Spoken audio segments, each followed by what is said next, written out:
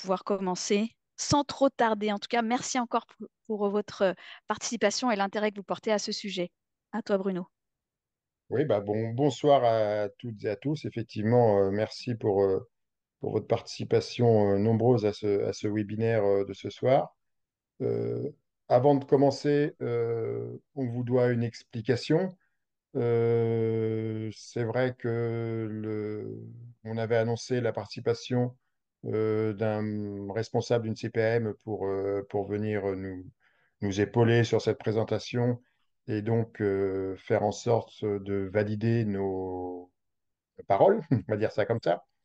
Malheureusement, en début de semaine, il m'a prévenu que la Caisse nationale lui avait demandé de ne pas participer à ce webinaire pour une raison très simple, c'est que certains se sont émus de la participation à un webinaire organisé par un syndicat non représentatif, ce que nous sommes malheureusement, non représentatifs. Et donc, du coup, la Caisse nationale lui a demandé donc de ne pas participer du fait que nous n'étions pas représentatifs, encore une fois. Bon, la conclusion qu'on peut en tirer, c'est que ce serait bien que la prochaine enquête de représentativité, nous puissions obtenir la représentativité. Pour ça, il faut que nous soyons très nombreux au niveau de l'Union. Donc, ceux qui sont là ce soir et qui ne sont pas adhérents, si vous êtes contents de ce qu'on propose, si vous voulez aller encore plus loin, à la fin, vous verrez comment faire pour adhérer à l'Union des podologues. On va avoir besoin de tout le monde pour pouvoir, dans 4 ans, ou dans 3 ans d'ailleurs, ne pas être soumis à ce diktat de l'assurance maladie qui refuse de s'associer à nous pour un webinaire où on parle de choses qui concernent l'assurance maladie. Voilà. Après ce petit préambule, ce soir, je n'ai pas la grosse patate. Donc, je vais laisser Audrey vous faire la présentation du webinaire. Donc, comme d'habitude, si vous avez des questions, n'hésitez pas à les faire passer par le chat. Vous avez le petit chat en bas de l'écran. Vous pouvez aussi lever la main si vous voulez participer de façon orale, pas de souci. On est prêt à répondre à toutes vos questions. Et puis si on n'a pas la réponse, de toute manière, on trouvera la réponse dans les jours prochains. Donc n'hésitez pas, il n'y a aucune question bête, tout peut s'entendre. Donc on va pouvoir commencer la présentation. Est-ce qu'on peut préciser, Bruno, que les sources enfin, tout ce qu'on va dire ce soir est sourcé et validé par la personne que tu as eue en contact de la Oui, CPAM? malgré sa non-participation, il a quand même validé le diaporama. Tout à fait. Merci, tu as raison de le dire. Hop, donc c'est parti.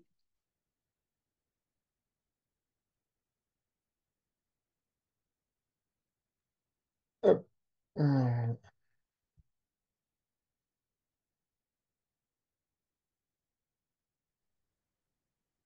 Audrey, on t'écoute. Oui, vous m'entendez? C'est bon? On t'entend très bien. D'accord, super. Du coup, le nouvel avenant entre en vigueur le 7 mars.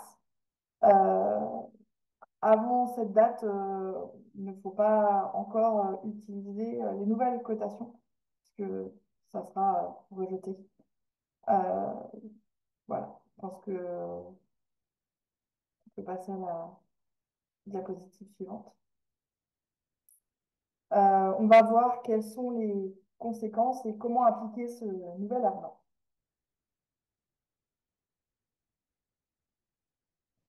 Donc, le premier gros point de ce nouvel avenant, c'est la revalorisation du rôle de prévention auprès des patients diabétiques, la création de nouveaux actes pris en charge par l'assurance maladie, le soutien de la pratique des soins réalisés en télésanté et un complément de l'aide forfaitaire pour proposer des solutions de télésoins et de téléexpertise.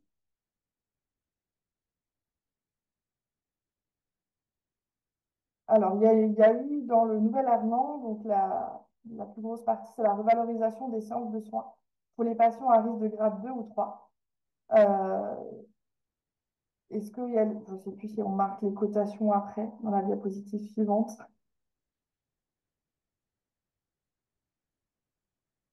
Et la création d'une séance d'évaluation initiale. La séance initiale, elle existait déjà.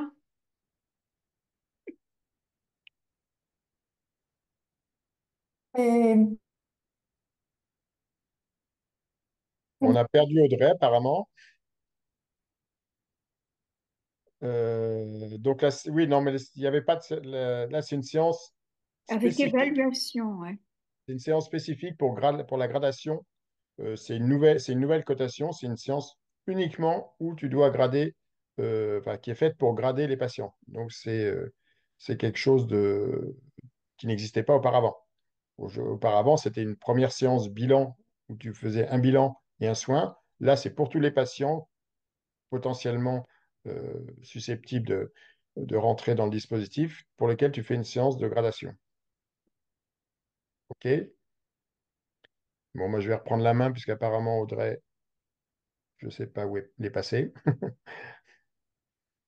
Alors, la revalorisation des séances de soins. Donc, la clé POD, qui était donc à 27 euros, va être évaluée à 30 euros. Et avec une première séance, quand on fait du coup la gradation avec le soin, elle passe à 35 euros au lieu de 32,13 € aujourd'hui. Et donc, c'est coté 1,17 pod. Et off, ça marche. Pour rappel, aujourd'hui, on a 8 séances par an au maximum pour les grades 3 et 5 séances pour les grades 2. OK? Donc ça, c'est pour la partie, on va dire, c'est juste l'évolution financière, on va dire, de la convention.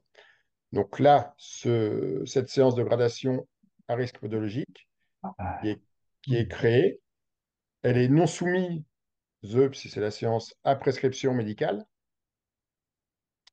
et elle est valorisée 20 euros, c'est-à-dire 0,67 pod. À l'issue de cette séance, on a la possibilité de prescrire des soins. Et si par contre on fait des soins dans la même séance, on revient sur la séance initiale, enfin au préalable, donc avec une prise en charge de 35 euros. Alors là, il y a un petit truc à bien comprendre, c'est effectivement, logiquement, tel que c'est construit là, cette séance de gradation du risque podologique, elle doit être indépendante. Et donc là, vous touchez 20 euros. Et si vous euh, prescrivez des soins, les soins doivent être faits plus tard. Ça ne doit pas être à la suite. Si c'est à la suite, on revient sur la cotation à 35 euros. Et j'ai posé la question parce que c'était une vraie question qui pouvait se poser. On peut se dire, ouais, à ce moment-là, on fait venir le patient pour la gradation 20 euros, puis on le fait revenir le lendemain ou la semaine d'après pour les soins à 30 euros. Ça fait non plus 35, mais 50. Si les deux séances sont trop rapprochées, la Sécu va dire, oh non, en fait, c'est la première séance de la série qui était la première fois, c'est pas la séance de gradation. Donc, ça va compter comme une séance sur les soins prescrits. Voilà, Audrey est revenue. Je te relaisse la parole. Oui, alors je crois qu'il y a les questions, on répond après ou au fur et à mesure? Parce que je vois qu'il y a... Non, au fur et à mesure des actes, je pense que ce serait pas mal. Ouais, parce que Ouais, là, il y a une question pour les grades. ouais, tout à fait. Justement, Olivier Janin, mais uniquement pour les grades 2 et 3 pour les soins, point d'interrogation. Oui, alors en fait, le nouvel avenant, effectivement, c'est que pour les grades 2 et 3. Il y a quand même, si les patients, bah, comme c'était à présent, si les patients viennent avec une ordonnance mal gradée ou pas gradée, je pense qu'on peut directement faire une séance à 30 euros. Mais seulement si c'est pas nous qui faisons la gradation, en fait. Ok, il y a une autre question. Euh, Qu'est-ce que c'est trop rapproché? La même semaine? Ah, ça, c'est pour... Bruno, ça, je te laisse répondre, puisque c'est toi qui as eu cette Ça, information-là. malheureusement, je pense que ça sera la convenance des caisses d'assurance maladie. Malheureusement, c'est souvent comme ça que ça se passe. Donc, il faudra surtout bien distinguer la séance de gradation. La personne est venue pour une séance de gradation. On a prescrit des soins. suite à cette séance, puisque c'est quand même aussi la chose importante par rapport à ça. Et bah, il faut que le premier soin, il soit, c'est toute la subtilité de l'assurance maladie, il soit à une certaine durée. Alors, au- légalement, il n'y a pas d'interdiction, mais s'ils considèrent que c'est abusé, entre guillemets, ils vont le requalifier en séance. Mais ça, malheureusement, ça sera, je pense, à l'usage qu'on le verra, et ça dépendra, comme souvent, encore une fois, de l'interprétation de chaque caisse. Mais il Ouais. faut savoir que théoriquement, c'est comme ça que c'est prévu, et que dans le terme assurance maladie, si c'est encore une fois trop rapproché, c'est un mauvais usage. Voilà, en gros, c'est ça. Autre question, est-ce rétroactif? Ça aussi, je crois que tu as eu la réponse. Ah non, ça démarre Alors, ça dépend qu'est-ce que vous voulez dire que par rétroactif. Tout, Moi, je pense que c'est tout, par rapport aux soins tout- déjà. Ouais, vas-y. bah, c'est pas compli- Alors, tout ce qui sera avant le 6 mars, avant le 7 mars, c'est sur la cotation d'avant le 7 mars. À partir du 7 mars, on va être sur la nouvelle cotation. Donc, s'il y a une série de soins en cours, c'est ça la question, Oui. qui était d'ailleurs la question euh, suivante. S'il y a une série de soins en cours, eh ben, à partir du 7 mars, on entrera sur la nouvelle cotation. Là, il y a pas de souci par rapport à ça. Par contre, effectivement, on ne reviendra pas sur les séances antérieures pour les revaloriser, si c'est ça, en fait, la question. Ouais. Et il y avait une autre Ça question. correspond à Oui. non? OK. Ensuite, il y a Et une question sur les grades 3. Effectivement, les grades 3, ça reste toujours 6 séances. Les 8 séances, c'est seulement si plaie chronique ou une plaie en cours. Effectivement, ça ne change pas. 8 séances, c'est vraiment s'il y a une plaie. Sinon, ça reste 6 séances pour les grades 3. Peut-on dire au médecin que la gradation n'est pas bonne? Bah après, si l'ordonnance n'est pas bonne, vous refaites l'ordonnance correctement ou vous expliquez au patient qu'il n'est pas grade 2 ou 3 s'il ne rentre pas dans le forfait de prise en charge, comme c'était avant en fait. Et si l'ordonnance est mal faite, on peut la refaire maintenant. Il y a une autre question. Alors, j'ai vu passer deux, trois questions auxquelles je vais répondre. alors, Euh, essaie de Dans les l'ordre, répéter. Ouais, répète-les ouais, oui, je vais les à haute répéter. voix. Ouais, super. Je vois 1,17, ça fait 31,59 euros. Non, parce que le pod passe à 30 euros. Donc, c'est plus un calcul par rapport à 27 euros, c'est un calcul par rapport à 30 euros. Donc, voilà. Bonsoir, et pour les grades 0 et 1 de prévention annuelle. Alors, là, en fait, on est typiquement dans le cas de l'interprétation. Aujourd'hui, ça n'existait pas, la prévention annuelle à 0 et 1. En réalité, c'est que s'il y a une mauvaise gradation, mm, euh, on a le droit à faire un soin, euh, côté 30 euros. Par usage, on va dire, certains s'en sont emparés, et beaucoup d'ailleurs les diabétologues, de dire qu'il y avait droit à un soin annuel pour les grades 0 et 1. En réalité, c'est écrit nulle part. C'est juste s'il y a une encore une fois, s'il y a une mauvaise cotation par le médecin, on peut le rattraper, entre guillemets, pour un soin à 30 euros. Donc bah, là, aujourd'hui, s'il y a une mauvaise gradation, dans la mesure où c'est nous qui gradons, bah, on a la possibilité de grader. Ça sera à chacun de voir comment est-ce qu'il fait la chose. Si, bah, comme on vient de dire, il demande au médecin de refaire l'ordonnance. Si on part sur une gradation, juste la gradation, et du coup une séance à 20 euros, mais on dit voilà, vous êtes gradé effectivement, donc vous n'avez pas besoin de séances de soins de prévention. Ça, pour le coup, c'est une vraie question qui va se poser. Et encore une fois, c'est l'usage qui va sûrement déterminer des choses, puisque en réalité, cette histoire de prévention annuelle pour les 0 et 1 n'est écrite nulle part. mm. Il y a Et une question si on sur les prescrit, doit-on rédiger une prescription? Oui, puisqu'on prescrit une séance de soins. Donc effectivement, il va falloir faire une prescription.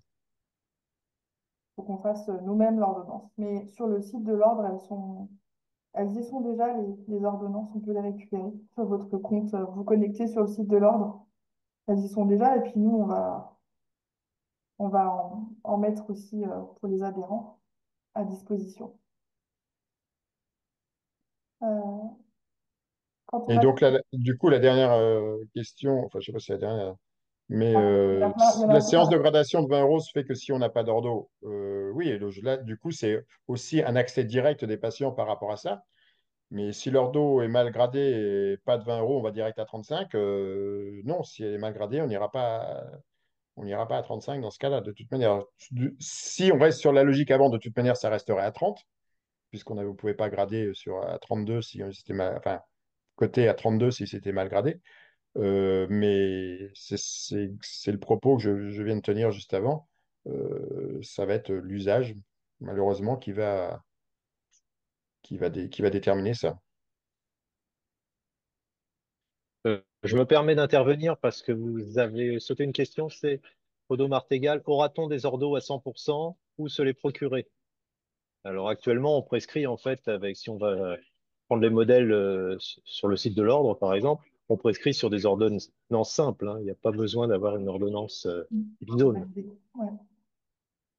Non, non, a priori, c'est pas, on n'aura pas d'ordonnance à 100%, mais de toute manière, c'est aujourd'hui, ça va être la plupart des choses en dématérialisé. Donc, de toute manière, si c'est nous qui prescrivons pour notre propre patient, on fait l'ordonnance sur le logiciel.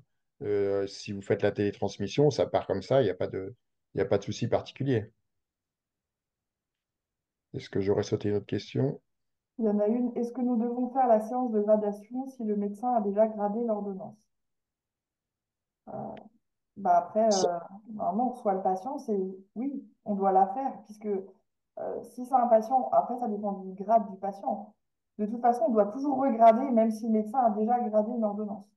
On doit toujours refaire. Donc, soit si on se rend compte qu'il est grade 0,1, donc c'est juste 20 euros, euh, ou après, il y a toujours euh, la petite subtilité où est-ce que ça passera à 30 directement une fois, comme c'était avant quand il y avait une ordonnance qui était mal gradée. Ou sinon, après, si c'est un grade 2 ou 3 dans ces cas-là, on passe directement au forfait à 35. Dans le forfait à 35, en fait, il y a le soin plus la gradation. Moi, je dirais même aussi, par rapport à cette question, ça dépend aussi de tes relations avec le médecin. Si, si le patient, enfin, s'il est mal gradé, tu peux aussi, voilà, continuer. Ça dépend de comment tu vois la relation avec le médecin qui a fait cette prescription. De toute façon, je pense que ça commence à savoir, en tout cas pour ma part, les diabétologues, quand les patients leur redemandent une nouvelle ordonnance, ils leur disent que les podologues sont prescripteurs, ils ne le font plus. Donc je pense que ça va se savoir chez les médecins et on va arriver à un moment donné où enfin, il n'y aura plus d'ordonnance ou très peu. On va en avoir de moins en moins, moi j'en ai de moins en moins, ils viennent sans ordonnance maintenant. Les médecins le savent de plus en plus enfin voilà, il n'y aura plus tous ces soucis de gradation parce que c'est nous qui les ferons. Tout à fait. Le bilan doit-il être envoyé à la CPAM? Non, mais au médecin, malgré tout, Mm. traitant. Si le patient triche, ben, Enfin, ça, ça, on peut le faire. malheureusement, Impossible à savoir.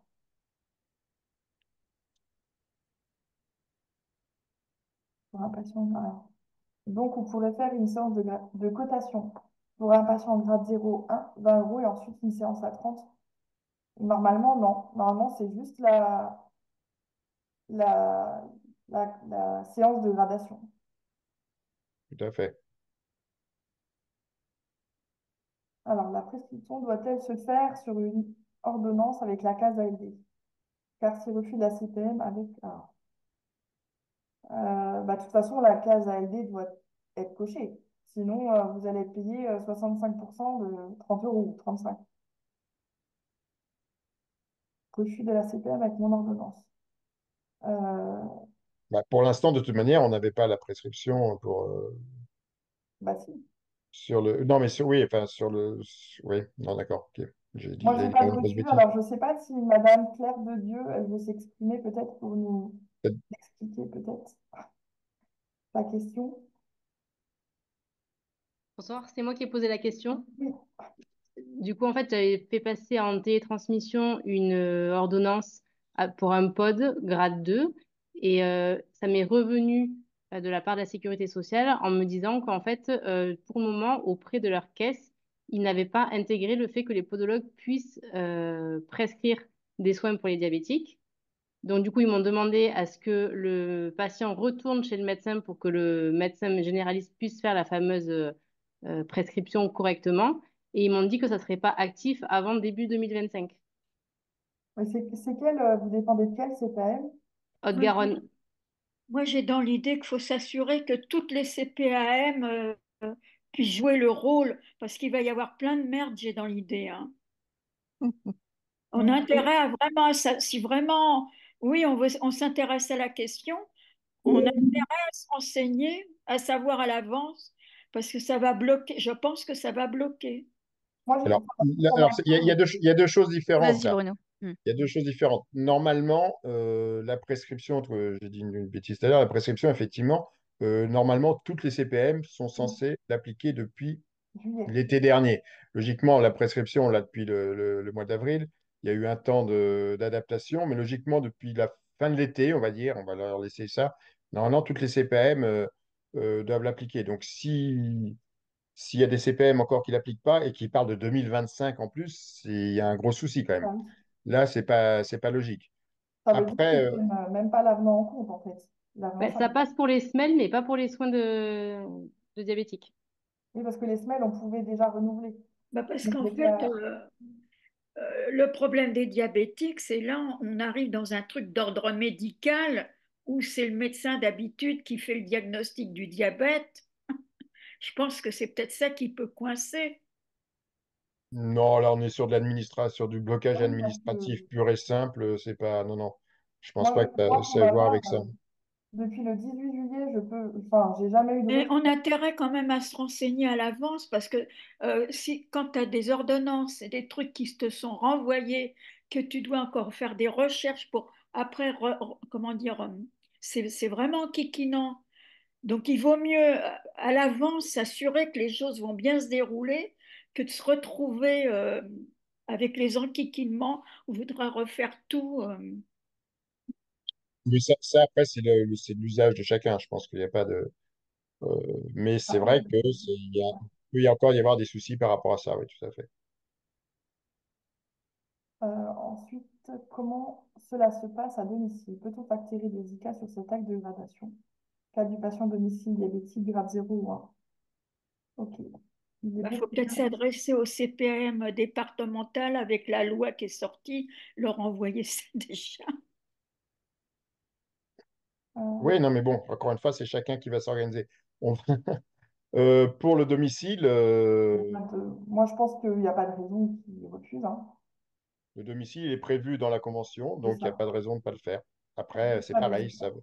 il y aura sans doute des usages et des interprétations différentes des CPM, mais c'est prévu dans la convention. Donc, faut le faire, oui, il n'y a pas de souci, hein. Ouais. Pour les ordonnances, il faut absolument noter patient en ALD. Moi, je ne le note pas et ça, il n'y a pas de raison. Enfin, moi, je ne le note pas en tout cas. En télétransmission, on coche la case. Oui, c'est ça. Ouais. Mais là, il parle de l'ordonnance.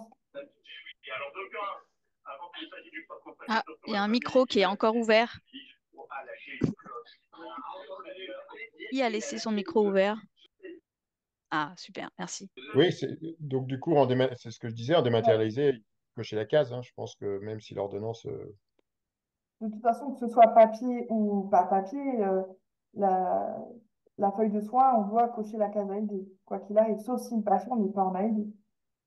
Mais ça, c'est quelque chose qui risque effectivement de poser des problèmes, où il faut que vous demandiez aux patients qui viennent avec son attestation de 100% d'ALD, parce qu'effectivement, ceux qui n'ont pas la carte vitale, qui ne prêtent pas la carte vitale, ils ne vont pas forcément avoir la notion de si le patient est à 100% ou pas.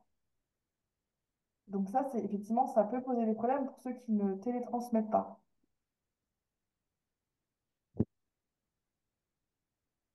Les serveurs tels Sephira sont-ils informés de ces changements? Oui, normalement, vous avez vu, moi je suis chez Sephira J'ai reçu déjà plusieurs mails d'eux pour me prévenir qu'il y avait un nouvel avenant qui entrerait en compte.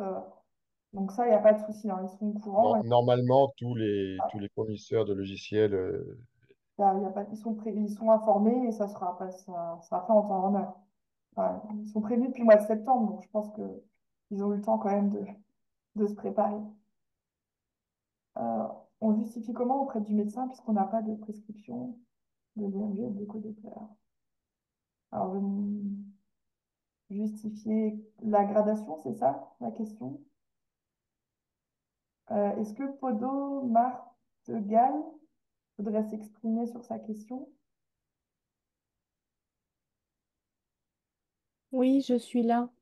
Oui. Ma question, en fait, c'est que quand un patient arrive avec une gradation grade 2 ou grade 3, moi, j'ai fait le bilan sur l'année 2023. J'ai 80% de patients diabétiques qui sont mal gradés et qui ont des ordonnances de complaisance, notamment pour les grades 2. Les grades 3, c'est difficile de faire une ordonnance de complaisance puisqu'il faut une plaie de plus d'un mois ou une amputation. Donc, c'est difficile de passer au-dessus de ça. Mais les grades 2, j'ai 80% d'ordonnances de complaisance avec des patients qui m'imposent, si on peut dire ça comme ça, de faire ce que le médecin a marqué. Et me disant que de toute façon, je ne suis pas médecin et que si le médecin a gradé en grade 2, avec les éléments qu'il possède, je dois m'exécuter en tant qu'auxiliaire médical. Et je déplore qu'avec cet avenant, nous n'ayons pas eu la prescription d'Écodoplaire et d'EMG pour valider ça. Parce que valider une neuropathie diabétique avec un monofilament, c'est de la plaisanterie à côté d'un médecin angiologue ou neurologue. Voilà. Que ce soit une artériopathie dépistée par un angiologue ou une neuropathie par un neurologue, je ne vois pas comment je peux justifier auprès du médecin traitant qui grade en grade 2 ou grade 3 qu'avec mon monofilament, j'arrive à faire un diagnostic précis. Et c'est en ça, je ne sais pas comment dire au médecin, bah si, c'est comme ça. Il n'a pas de neuropathie parce que au monofilament, tout passe très bien. Ou il a une artériopathie parce que j'ai pas les poupées d'yeux et tibiaux postérieurs. Donc ça me dérange parce que, Alors, tout à fait, madame, bien si je peux sûr, intervenir, bien sûr, oui, oui, bien sûr. Bruno. En effet, c'est exactement ce qu'on a demandé, nous, à l'Union des podologues. On a eu une audition à l'Assemblée nationale où nous avons justement défendu ce point. En effet, on trouve que c'est pas assez précis et qu'en effet, avec un simple monofilament, il est difficile de grader de façon précise le risque du pied diabétique. C'est vrai que c'est un biais et on a le droit de grader maintenant. Bon, voilà. Faut essayer de le faire au mieux, mais en effet, il faut aller plus loin dans les actes qu'on peut nous donner. Ça, c'est tout à fait vrai. Je vous remercie d'aller dans ce sens. Je reviens là-dessus. Euh, je prends les pouls de tous mes patients. Mhm. J'ai des patients qui n'ont pas de pouls. C'est pas Oui, parce qu'ils ont une artériopathie. tout à C'est fait. parce qu'ils ont un problème sur la fémorale et qu'ils ont besoin d'un stent.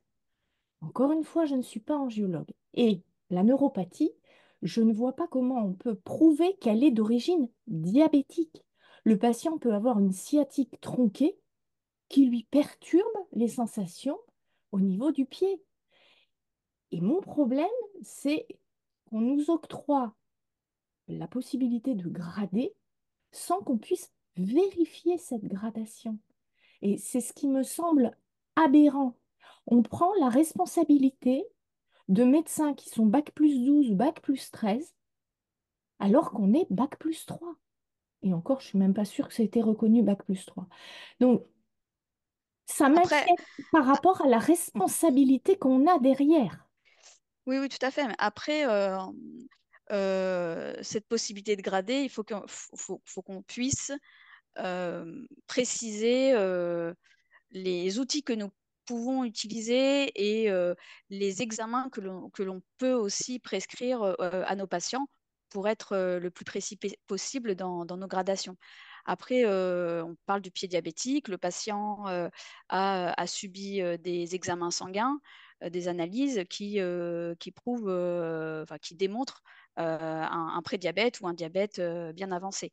Et il est suivi en général par un infirmier, une infirmière qui le suit. Moi, je sais que par exemple à Lyon, les patients que j'ai, en général, ils ont déjà un suivi assez bien encadré par les infirmières et les infirmiers et par un médecin endocrinologue. Donc, c'est assez important de travailler pour le coup en coordination dans ce type de soins autour du patient diabétique.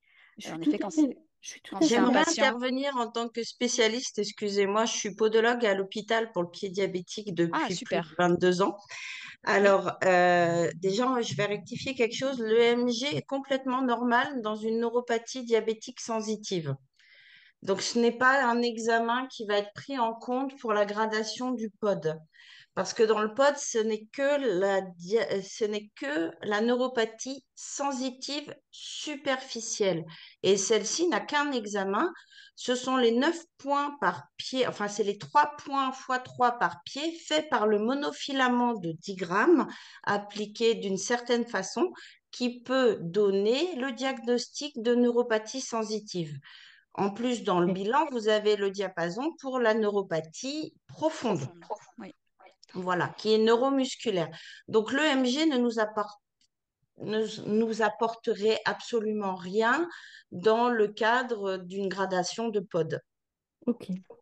Oui, mais le Doppler, on parlait Alors, le Alors, Doppler, Doppler. on moi, a bien. personnellement, j'ai un Doppler de poche. Voilà. En Ouais. fait, il y a des formations maintenant, notamment Cinétique Santé. Moi, je l'ai fait sur le Mais pied. c'est moi qui l'a fait. Bonjour. Oui, c'est Véronique. Non, c'est Vanessa. D'accord, bonjour Véronique.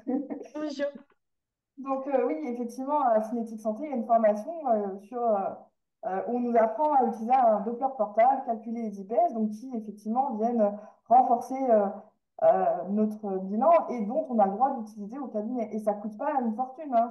C'est quoi, 100, 150 euros? Oui, c'est ça, c'est 150 € pour un Doppler de poche. Voilà, c'est vraiment. Donc, après, effectivement, c'est jamais un bilan que les grands spécialistes peuvent faire, mais je pense qu'il faut qu'on puisse se servir de ce droit et de pouvoir aussi montrer qu'on est capable. Enfin, je pense qu'aussi avec les formations, et puis euh, de reconnaître un patient avec le monofilament, je trouve que c'est déjà très bien, et je pense que il faut Oui, qu'on. alors je suis tout à fait d'accord avec vous et je suis tout à fait positif sur le fait que je vais certainement me faire former, etc.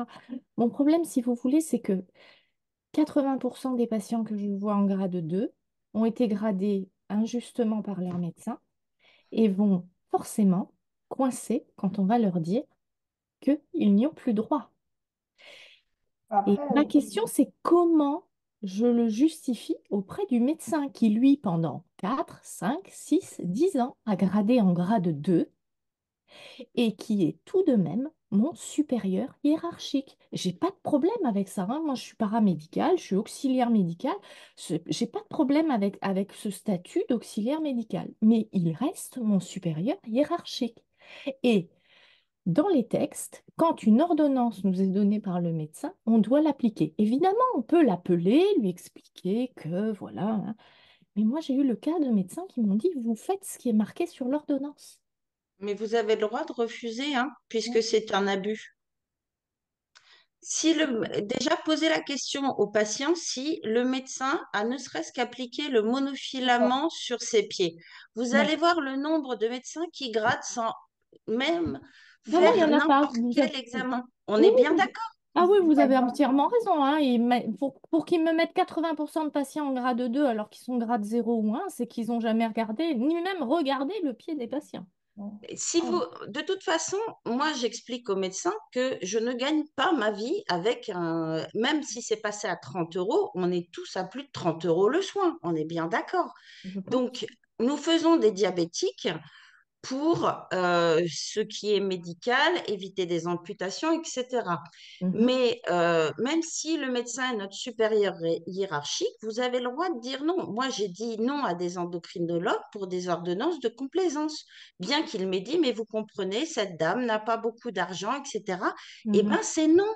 Parce que les patients, moi, ce que je leur dis, c'est soyez heureux de ne pas être remboursés. Pourquoi? Absolument, C'est on parce est que vous d'accord. ne risquez pas une amputation. Ça les calme tout de suite. Oui, oui, c'est vrai. Il faut savoir, moi je travaille avec 9 médecins, il faut savoir que souvent ils me disent, je t'ai fait une ordonnance grade 2 parce que le patient insistait et qu'il voulait se débarrasser du patient. Ils me disent, mais je sais très bien qu'il n'est pas grade 2 et qu'il ne sera pas pris en charge. Ok.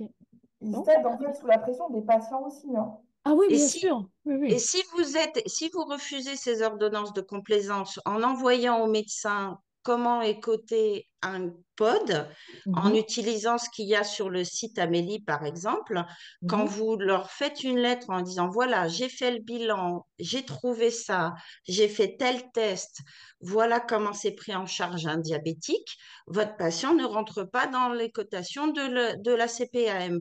Et Ok. quand vous passez pour la chieuse qui dit non, ben vous avez des vrais potes et vous avez plus de complaisance. Ok, ça va. Bah, écoutez, merci pour ces réponses. C'est éclairant. Merci beaucoup. Je vous en prie. Bon, il y a 35 messages après. On va essayer Ouais, on va avancer, je pense, sur d'essayer de faire sur un le peu plus. webinaire. En tout C'était cas, super merci pour vos intéressant, mais participations. C'était super, ouais, tout à fait, d'avoir des échanges comme ça entre podologues. C'est toujours très agréable. alors, du coup, j'avance. Hop,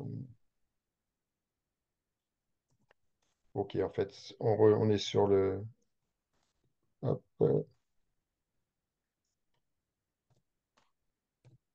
bon, bah, très bien, en fait, c'est la discussion qui a été reprise sur le chat. Donc, on va pouvoir passer à la diapo suivante. Juste pour répondre à la question, les dépassements d'honoraires sont toujours interdits? La réponse est oui. Voilà, Ah, réponse j'avais pas rapide. vu, t'as bien vu. J'ai pas vu la question. Donc après, on passe à de nouveaux actes pris en charge par l'assurance maladie. Audrey, tu reprends la main, s'il te plaît. Oui, création de nouveaux actes pris en charge par l'assurance maladie. Donc il y a des actes pour le syndrome main-pied et le traitement des verrues plantaires.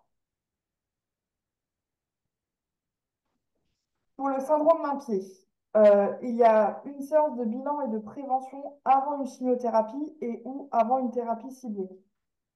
Et il y a une deuxième séance de soins pendant la semaine de traitement de chimiothérapie.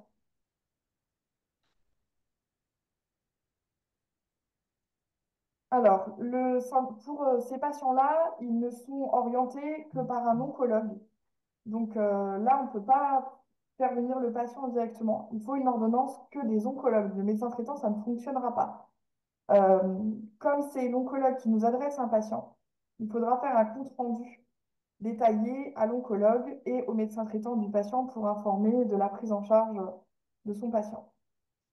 Possibilité de facturer au maximum 2 fois par an par patient, en sachant que ça peut être, même si dans la convention, il est inscrit un soin avant la chimio et un pendant, ça peut être les deux pendant.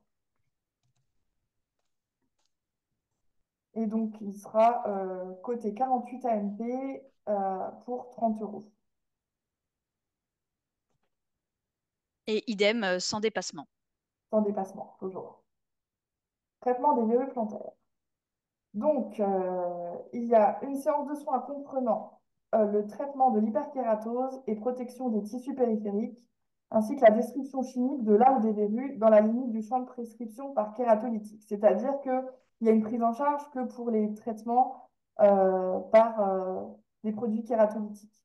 Il n'y a pas pour la ionophorèse ou d'autres choses, ce ne sera pas pris en charge.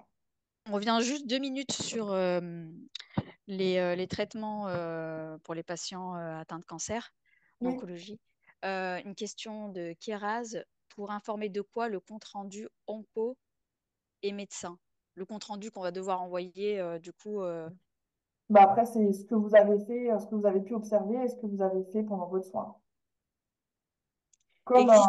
un compte ouais. rendu du soin que vous avez fait, en fait, hein. Oui, voilà ce qu'on a vu, ce qu'on a fait. C'est ça. Voilà. Existe-t-il un compte-rendu type comme celui pour les diabétiques pour les retours oncologues? Pas encore. Pas encore, oui. Et ça, on va y travailler. C'est une bonne idée.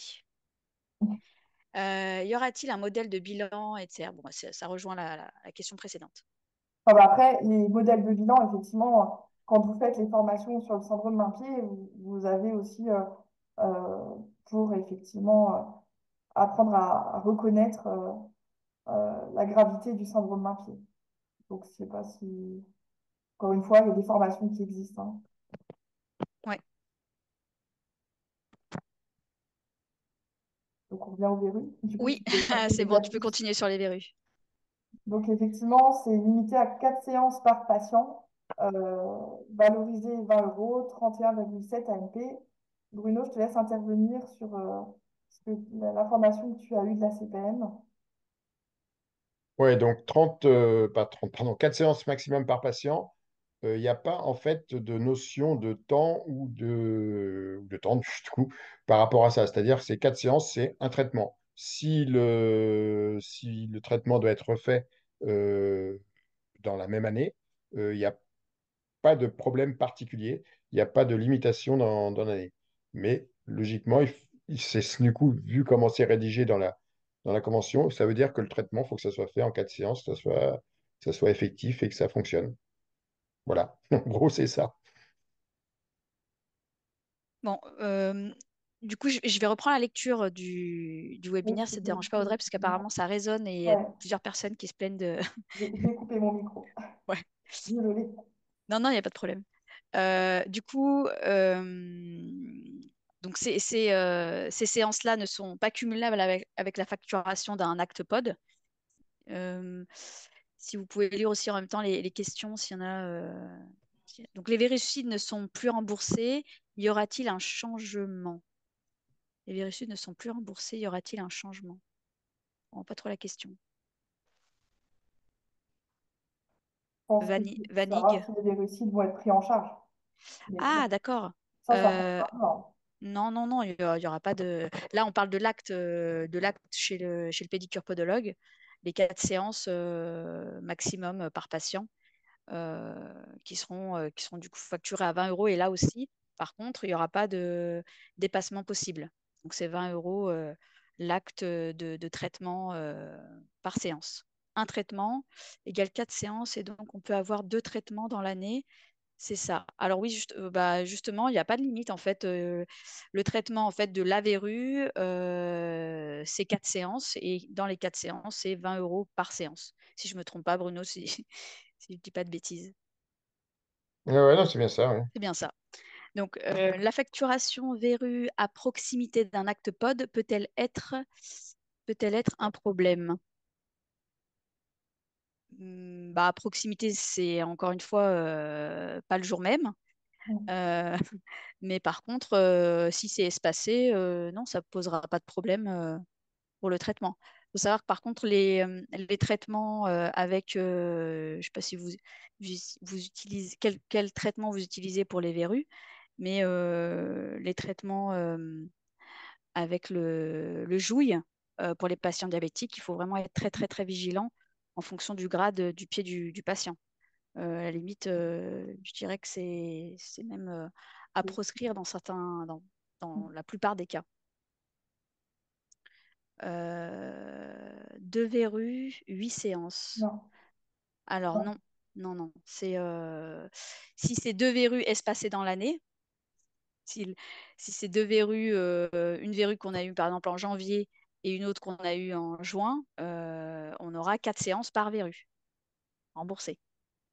Mais si c'est un patient qui a plusieurs verrues en même temps qui vient vous voir, Eh même bien si non, vous traitez 4, ça compte comme une séance. Et c'est ça, ça, c'est tout à fait. pareil pour les dermatologues, hein. Ils ont les mêmes Ah, soucis. qui pose la question pour de verrues, on passe à 8. Pardon? Allô?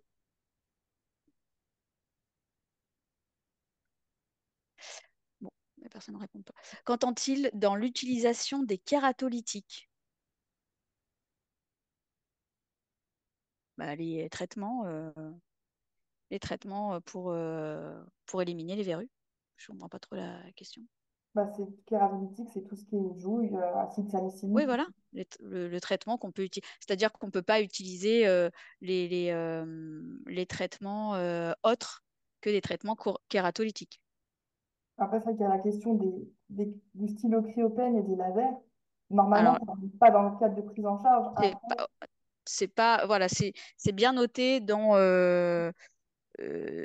que c'est les traitements kératolytiques qui sont pris en charge dans le traitement de la verrue plantaire. après, ils ne vont pas les vérifier ce que vous avez fait dans votre cabinet, hein. Oui, Mais aussi. ça exclut les ionophorèses, Ça exclut, voilà, les traitements par ionophorèse, tout à fait. que c'est que les traitements chimiques. Ouais. Mm. Et le laser, me semble-t-il, est réservé uniquement aux médecins, Mm. quelle que soit sa forme. Ouais, ça, je pense que, Ouais. Et pourquoi l'ionophorèse, ça pourrait pas être pris en charge si c'est valable? Mais parce que c'est traitement Quelle chimique et urée- pas kératolytique. Oui, mais pourquoi ça t'est spécifié comme ça, justement? C'est ça qui Bah, est ça, alors nous, on pas n'y était normal, pas. Bah non. pardon? Nous, Non, mais on n'y était pas, mais il y en a des effet, études. c'est un point qu'on pourrait essayer de Ah bah, développer. c'est pas logique, Tout parce que ça fait un bon bout de temps que ça existe, l'ionophorèse. Oui, oui. C'est pas une nouveauté, là, qui débarque. Non, mais Non, non, c'est sûr. il y a des anomalies quand même. Enfin, franchement, je sais pas. Mm.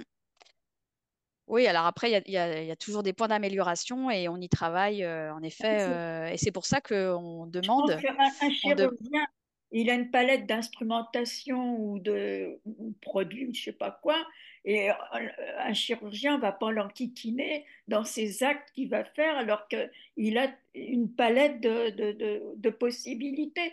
Donc je vois pas pourquoi nous, surtout que c'est pas nouveau, l'ionophorèse, il y a quelque chose qui va pas là. Mm. Alors, nous, on vous retranscrit ce qui a été signé, hein. Oui, mais Après, en ça effet, n'empêche pas qu'on il y a puisse des points travailler. d'amélioration. Tout à fait, Ça oui, oui, il y a des n'empêche points pas d'amélioration. Mm. qu'on puisse travailler dessus, mais même dès maintenant, Ah ben, pour que... c'est ce qu'on fait, hein, tout à fait. C'est Non, c'est non, ce mais qu'on je veux fait, tout à dire fait.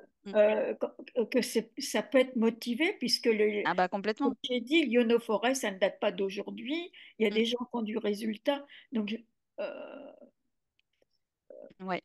c'est quelque chose à travailler. Alors, nous pouvons utiliser les lasers pour la verrue. En tout cas, ça sera pas pris en charge. Le traitement ne sera pas pris en charge Il y a pour une autre la. question aussi. Pouvons-nous Pardon. facturer un soin et une verrue si le patient a besoin d'un soin?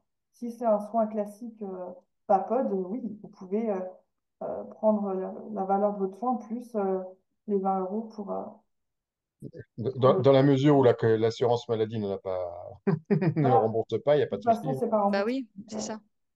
Le soin de sauf si vous pédicurine faites n'étant pas remboursé, oui. une ordonnance pour un AMP, là, non, ça passera pas. Mais si c'est un patient qui n'a pas de prise en charge, vous facturez les deux. euh, excusez-moi, je voudrais encore reposer une question par rapport à la représentativité. Là, par exemple, on fait un webinaire, c'est pas le premier, où il y a beaucoup de monde qui s'inscrivent. Ce qui veut dire que quand même, Alors, on a une existence réelle et tout à fait. c'est des choses à valoriser aussi. Le travail qui est effectué et la présentation là, de ce qui se fait aujourd'hui, mais ce n'est pas la première fois, c'est que les présentations qui sont faites, elles sont de qualité et il y a beaucoup de monde. Et je Mm. pense que c'est aussi à valoriser et pas seulement la notion d'adhérent. Comment dire, par rapport à l'existence et la valeur de ce qu'est l'Union des podologues. Mais on est forcément d'accord avec toi. Le problème, c'est que ça fonctionne pas comme ça, que l'enquête de représentativité, c'est une fois tous les 5 ans, que quand Ouais. l'enquête a été lancée, on avait 4 mois d'existence. Donc voilà, on a essayé de faire, on a fait, pour tout vous dire, pour être transparent, on a fait un recours par rapport à la décision, justement, en argumentant, on a mis ce genre de choses dans notre argumentation. Mais bon, voilà, là, cette fois-ci, c'est pas passé, voilà, c'est tout de faire changer les règles de la représentativité, mais c'est pour le coup un autre vaste sujet. Mais on pourra en Oui. parler lors de l'AG au Salon de la photo, si tu veux. Mais voilà. Oui, là, c'est le sujet, c'est l'avenant 5 et on reparlera de la représentativité lors de l'AG et puis lors de nos réunions prochaines. Mais en tout cas, merci pour ton soutien indéfectible. Il y a d'autres questions, Myriam. Est-ce que les Ah, autres pardon. effets secondaires liés au cancer peuvent Pardon? être Il y a une question, est-ce que les autres effets secondaires liés au cancer peuvent être pris en charge ou uniquement le syndrome Main-Pied? Non, c'est uniquement Ah, le syndrome alors, Main-Pied. c'est uniquement, oui, le syndrome main-pied qui rentre dans ce cadre-là. Mais dans le syndrome Main-Pied, il y a aussi des onycholies et des Ouais, parasites. mais là, c'est que les patients, c'est autour de l'oncologie. Ça répond à la question? Oh.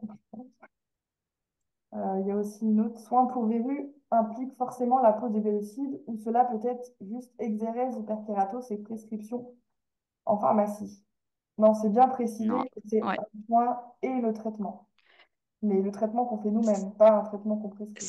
C'est l'acte, l'exérèse plus le traitement en application sur 4 séances maximum. Ensuite, il y a une question, faut-il une prescription pour la verrue ou on peut la faire? Il n'y a pas besoin d'ordonnance et il n'y a pas besoin d'en faire. C'est en accès direct. Le patient vient vous voir, il n'y a pas besoin d'ordonnance, de justifier d'une ordonnance.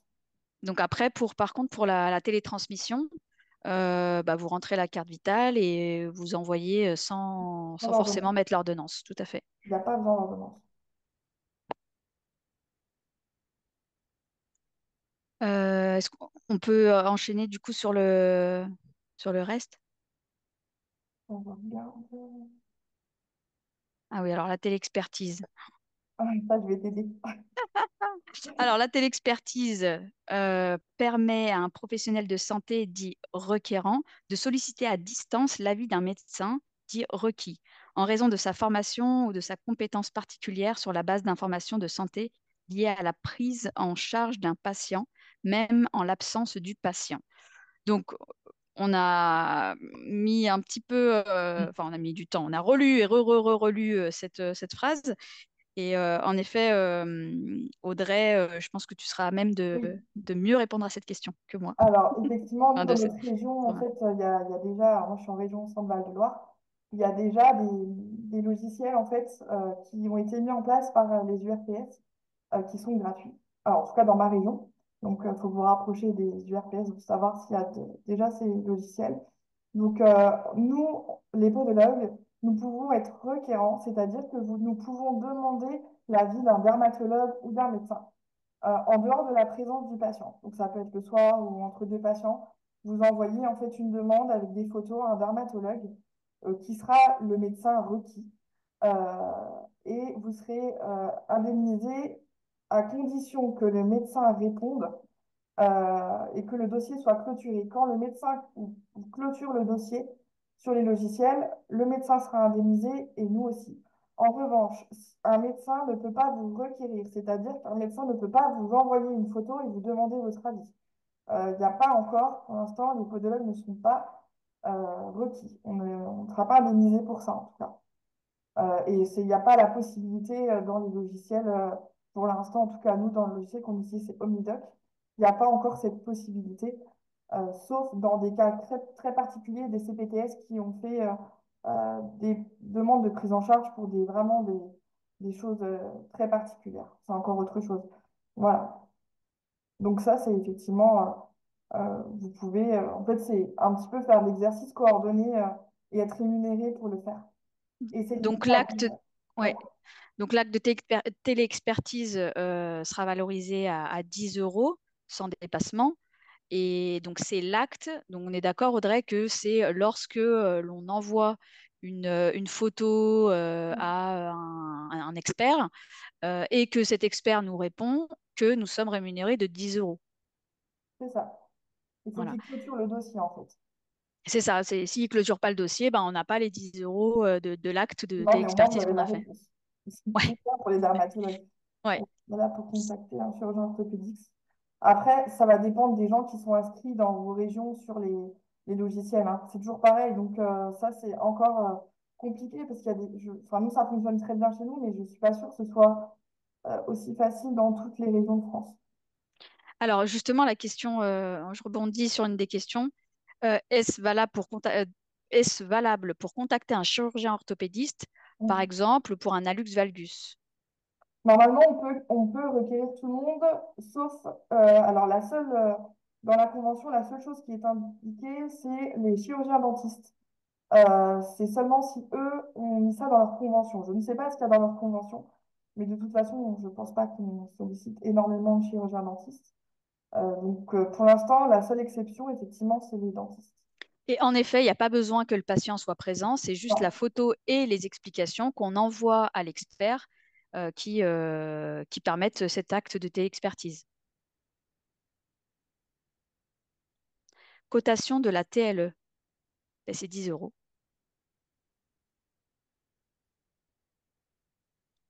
Le médecin est mieux rémunéré. Quand on est requis, on est Ah mieux. bah oui, oui, ce sont. Sur quel logiciel? Eh ben, en fait, ça dépend des régions. En effet, hein, si je ne me trompe pas, Audrey, en fonction des régions, le logiciel sera différent. Ça dépend des ARS. Puisque Voilà, c'est c'est les ça. ARS, en Donc, fait, qui valident. les agences régionales de santé qui Ouais, vont venir valider tel ou tel logiciel pour la téléexpertise. voilà. Nous, on a Omnidoc ici. Je ne sais pas dans les autres régions ce qu'ils sont utilisés. Oui, sur OmniDoc, on peut contacter n'importe quel pro de santé, sauf il n'a pas souhaité être contacté par des podos ou autres paramédicaux. Donc ça, c'est Benoît qui nous répond, qui a cette expérience-là aussi. Si on n'a pas la télétransmission, comment ça se passe? Bah, c'est compliqué. En fait, c'est pas du tout en rapport avec le logiciel de télétransmission. C'est un logiciel complètement à Ah part. oui, oui, oui. Ça n'a rien à Ok. voir, hein. C'est un Ah logiciel d'accord. Donc, informatique en ligne. c'est pour ça qu'il n'y aura pas d'acte, il n'y a pas une nomenclature en fait sur cet acte-là. Et C'est donc, en, ouais. c'est en utilisant l'outil de téléexpertise vidéo. Ah si, bah si, il y a une lettre RQD. Donc la lettre RQD, en pratique, on la télétransmet sur Mais notre c'est dans le logiciel. logiciel, hein. C'est le logiciel qui le fait tout seul. Et ça télétransmet, c'est D'accord. la sécurité sociale qui nous paye. Voilà. D'accord, ok. Donc c'est le logiciel de téléexpertise qui, comme OmniDoc, qui du coup nous permet en gros, la cotation, elle se fait automatiquement. C'est ça? Comment nous sommes rémunérés par la sécurité sociale? Eh bien, si j'ai bien compris Audrey, c'est à partir du moment où le médecin valide, enfin le médecin ou l'expert en tout cas, clôture le dossier, que du coup, nous sommes rémunérés à la hauteur de 10 euros par la sécurité sociale, C'est ça, parce qu'il y a une traçabilité en fait sur le sur logiciel, le logiciel, voilà, exactement. simplement. Ensuite, le Audrey, télésoin. Audrey est de nouveau Parmi partie, nous? donc je reprends la main. Ah non, d'accord, ok, vas-y. Ah, là, voilà, mais bon, c'est pas grave. Alors, le télésoin, j'ai mis un grand point d'interrogation parce qu'en fait, si on lit bien le texte, on a le droit de faire plein de choses avec le télésoin, sauf qu'on n'a pas le droit de faire des actes qui sont hors nomenclature et on n'a pas le droit de faire des actes sans toucher les patients. Donc, c'est, je le dis clairement, aujourd'hui, une grosse fumisterie d'avoir mis le télésoin dans notre convention. C'est juste pour que ça soit positionné dans la convention, mais en réalité, on peut rien faire avec ce qui est prévu aujourd'hui dans la convention au niveau de nos actes. Donc, voilà, c'est parce que ça se faisait dans les autres conventions que ça a été mis dans la nôtre. Voilà. Oui, voilà, après lecture, relecture et des décryptages, Bruno, finalement, ta conclusion, c'est que le télésoin, finalement, on n'y a pas vraiment accès. Ah bah, c'est clair, il y a une phrase qui dit que sont exclus, enfin, on peut tout faire. En théorie, tous les actes sont prévus, sauf s'il y a intervention d'un instrument, massage et le pod aussi en est exclu. Enfin, la première séance de pod. Après, je vois pas qu'il y a intervention d'un instrument de toute manière. Et après, une autre phrase qui précise que ça ne peut être que les actes qui sont déjà dans la convention. Donc, les actes qui sont dans la convention, ils sont quand même relativement limités. Donc, en réalité, aujourd'hui, on va dire que c'est la préparation de quelque chose d'avenir, mais aujourd'hui, ça n'existe pas. Même si c'est dans la convention, c'est juste un affichage. On peut dire ça aussi, oui, Olivier Jadin, mais bon, c'est. Olivier qui dit le télésoin est une aberration chez n'importe quel professionnel de santé. Et donc, J'ai- bah, je te laisse terminer, Audrey. Tu es revenu, je te laisse terminer. Donc, l'aide forfaitaire à l'équipement. Il y a une aide. Attends, juste avant que tu commences, il y a Alves Torres.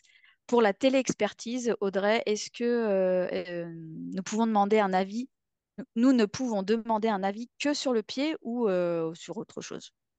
Ça, après, en théorie, on doit demander que sur le pied, mais bon, après, ça peut être d'autres questions. Après, par exemple, si on a une plaie un peu bizarroïde ou quelque chose au niveau tégumentaire un peu bizarroïde sur la jambe ou sur le genou, on peut quand même peut-être voilà, Oui, alerter ou effectivement. je sais pas. Les échanges sont pas surveillés ou contrôlés, hein. Je pense que ça, c'est les échanges qu'il y a entre le podologue et le professionnel qui est requis, hein. Donc, je pense que si vous avez un avis à demander, si le chirurgien, par exemple, moi, il y a une question pour un venu valgum opérable, vous pouvez toujours poser la question, effectivement. Il y a pas de limite de ce qui est demandé. Après, il faut rester dans le bon sens. C'est sûr qu'un chirurgien qui va être contacté ou un dermatologue qui va être contacté par un podologue pour une plaie au visage, n'importe quoi, hein, je pense qu'il ne va pas répondre. Ouais. Sur les pods, où peut-on trouver le modèle de compte-rendu après cotation dont vous parliez tout à l'heure? Alors, il y a eu des réponses De la CPM. sur le ouais.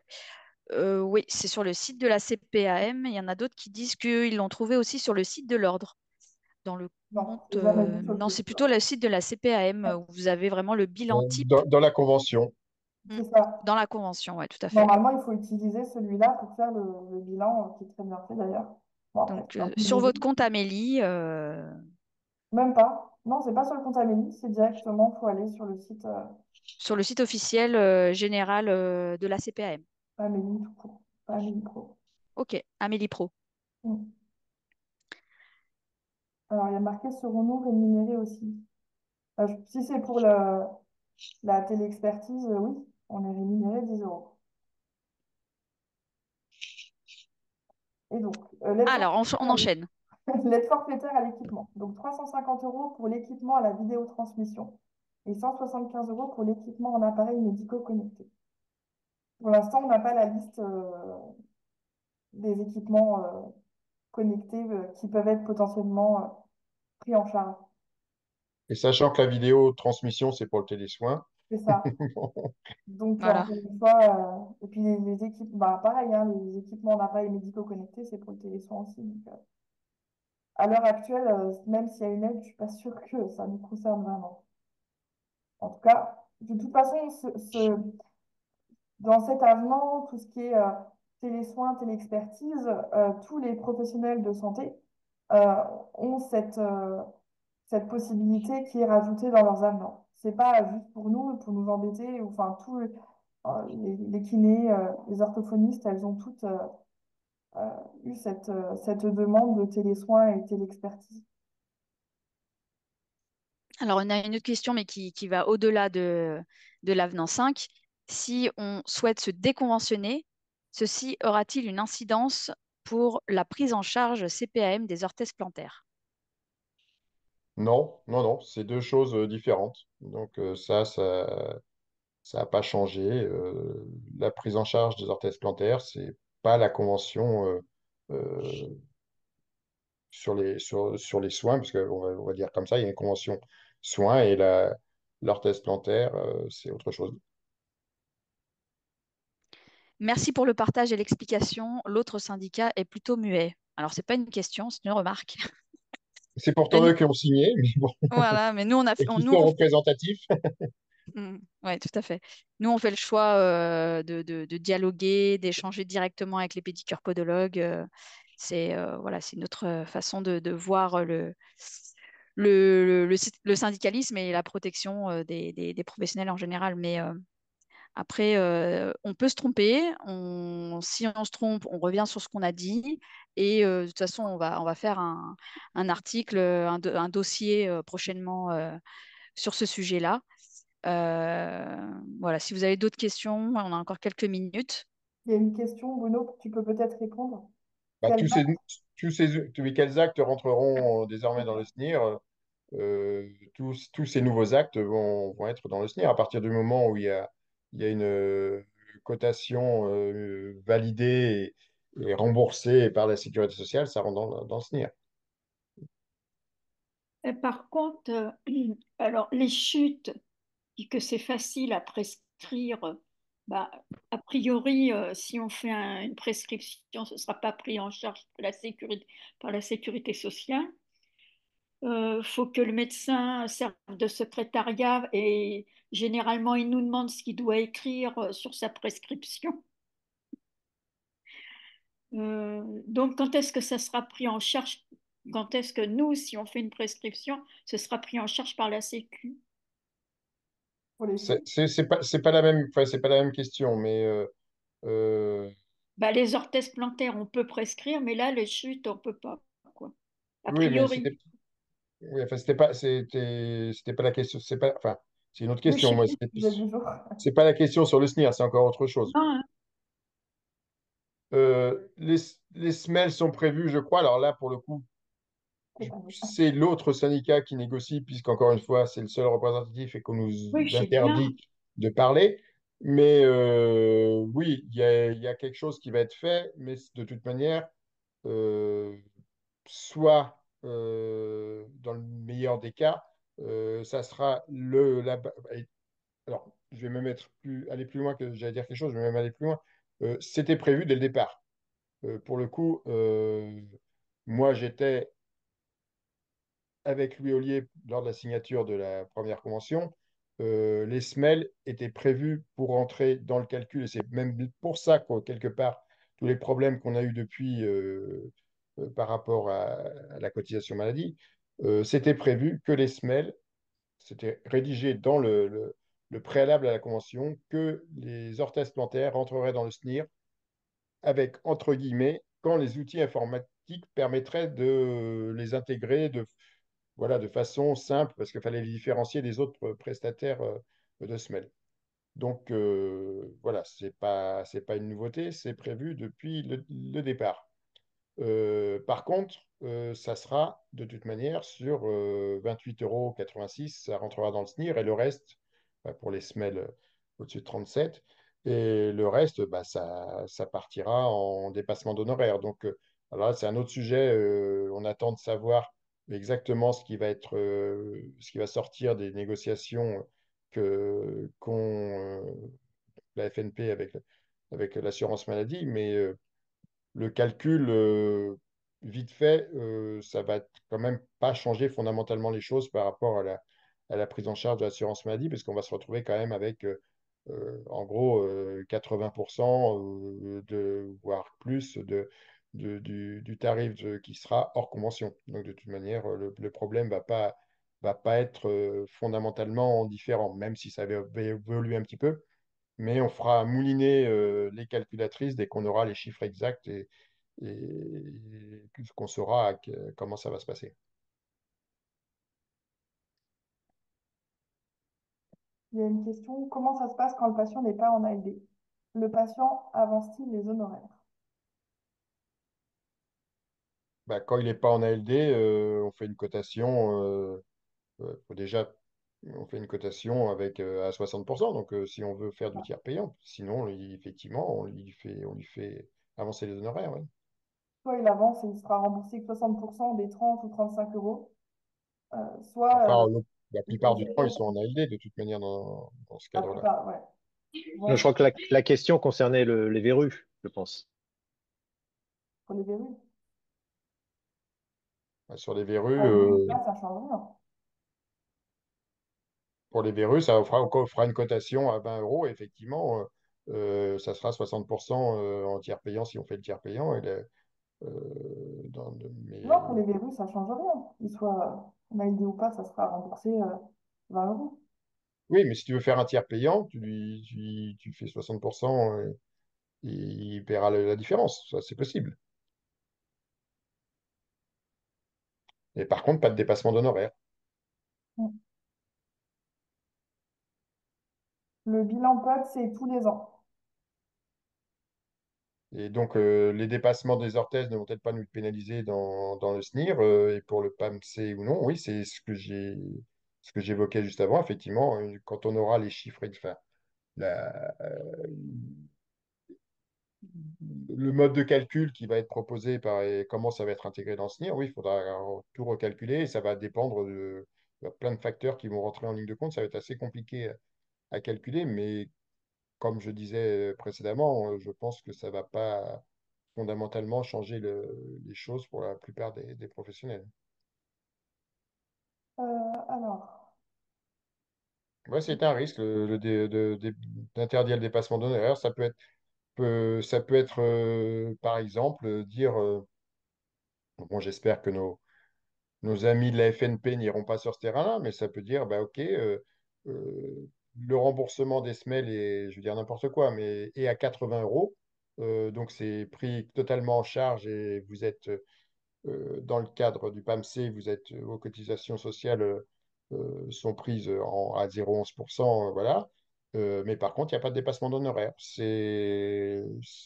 peut être un deal que peut faire l'assurance maladie à nos concurrents de ne pas rentrer dedans.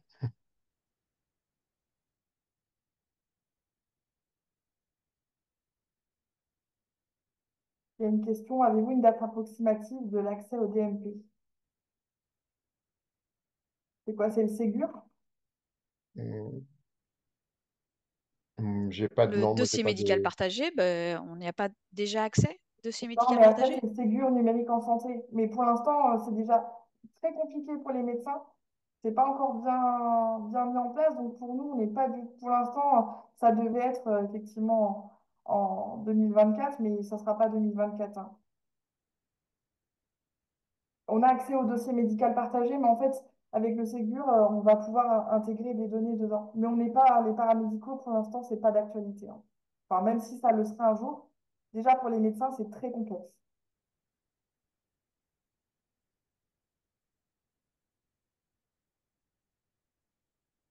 Il y a une question sur depuis quand la base de remboursement des semaines est à 28,86.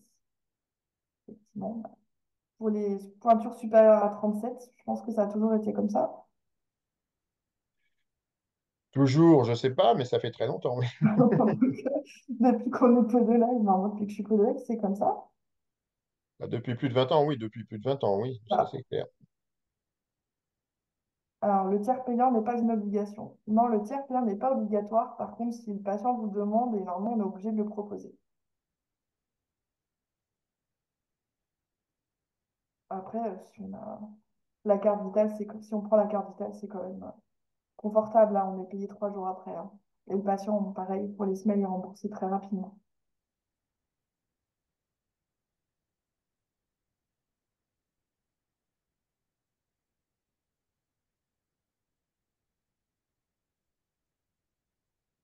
Il y a d'autres questions? Si tu veux conclure, Bruno.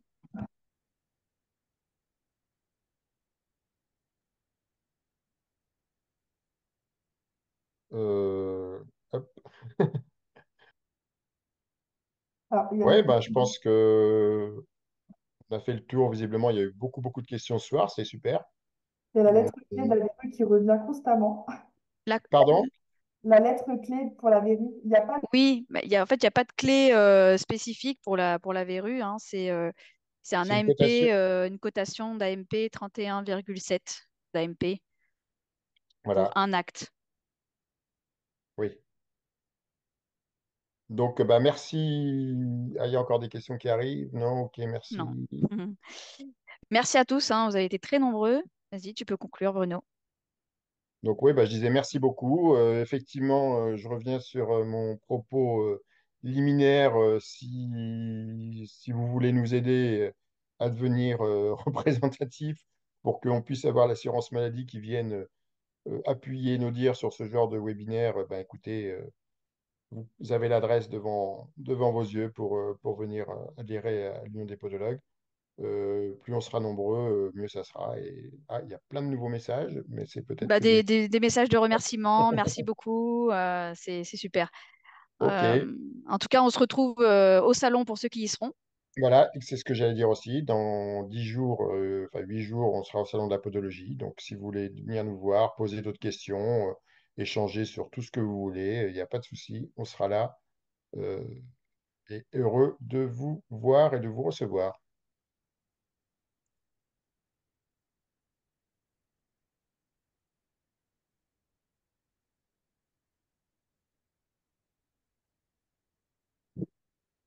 OK. Bon, bah, on va clore ce webinaire. On peut juste Euh, répondre, il y a Noé qui met, du coup, je dis quoi à mon patient gradé 3 par le médecin et qui pour moi est 0. Le médecin a raison avec ses années d'études ou j'ai raison? Je crois qu'il faut, il faut être sûr de son bilan, faire une lettre circonstanciée au médecin et puis assumer de perdre un patient si vraiment il est grade 0, quoi. Si le patient n'est pas content. Et puis, il faut qu'aussi tous les podologues soient unis pour ne pas grader de façon complaisante tous les patients qu'on reçoit au cabinet. Donc, il faut aussi que le patient sache que nous travaillons, nous collaborons ensemble entre pédicure podologue. Et si le patient va voir un autre pédicure podologue, eh bien, il sera gradé au même niveau que chez l'autre pédicure podologue d'à côté.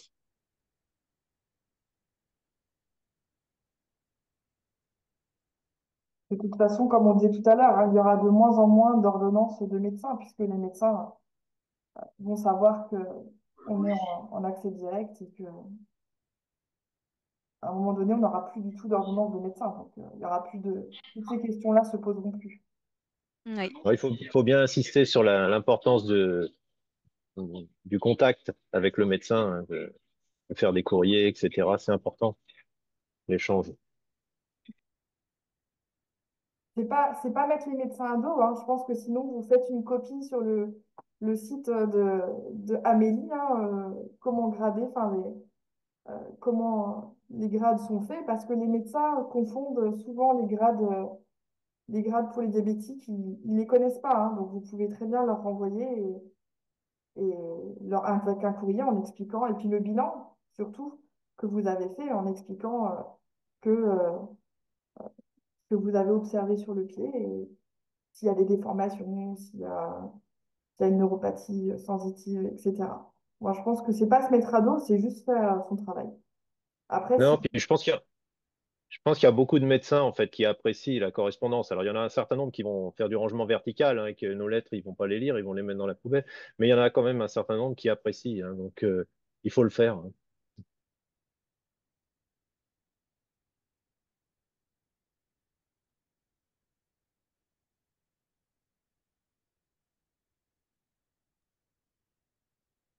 bon, je pense que cette fois-ci, Oui, Oui, bah, c'est il y a avoir des questions. c'est la fin. c'est la fin. Merci à Merci tous. beaucoup. Au Merci revoir à beaucoup tous. encore à toutes et tous, et puis Ouais, à très merci. bientôt. Au revoir à tous et à bientôt pour un prochain webinaire.